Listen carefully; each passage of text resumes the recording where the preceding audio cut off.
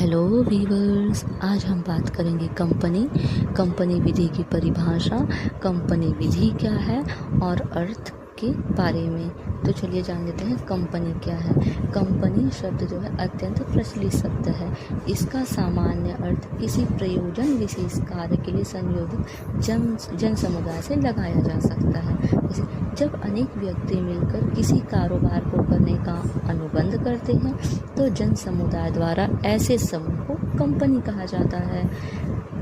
जैसे उदाहरण के लिए अ किसी कार्य को करने के लिए ब तथा अन्य व्यक्तियों से अनुबंध करता है कि कारोबार को करना है तो क्या कारोबार को करने का प्रयास करते हैं तथा कारोबार को जन समुदाय द्वारा कंपनी कहा जाता है।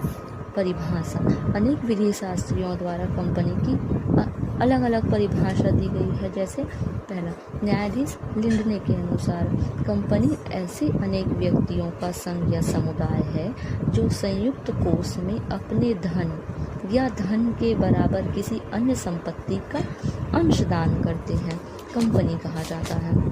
न्यायाधीश मार्शल के अनुसार कंपनी एक अमूर्त, अदृश्य और कृत्रिम व्यक्ति है जिसका अस्तित्व केवल विधिक दृष्टि में है। विधि द्वारा सृजित होने के कारण इसकी वही विशेषताएं हैं जो उसे उत्पन्न करने वाले अधिकार पत्र द्वारा प्रदान की जाती है।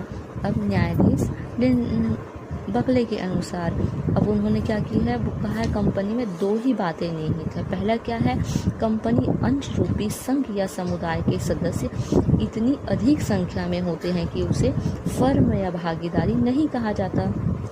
दूसरा है, इसके सदस्य के हित या हितों के अंतरण के लिए अन्य सदस्यों की सहमति आवश्यक नहीं होती है। कंपनी भी अब जान लेते हैं कंपनी विधि क्या है। कंपनी अधिनियम 2013 की धारा 2(20) में कंपनी विधि को बताया गया। इसके अनुसार कंपनी एक व्यावसायिक संरचना है जिसमें कंपनी को एक अलग व स्वतंत्र विधिक मान्यता दी गई है, जिसमें अंशधारी होते हैं जो कंपनी में पूंजी लगाते हैं और लाभ अर्जन करते हैं। इसके कंपनी विधि के मुख्य लक्षण है, पहला, अलग और स्वतंत्र विधिक इकाई का होना। दूसरा, शेयर पूंजी या शेयर कैपिटल्स का होना। तीसरा, सीमित दायित्व लिमिटेड लायबिलिटीज का होना। हस्तांतरणीयता मतलब ट्रांसफरबिलिटी का होना।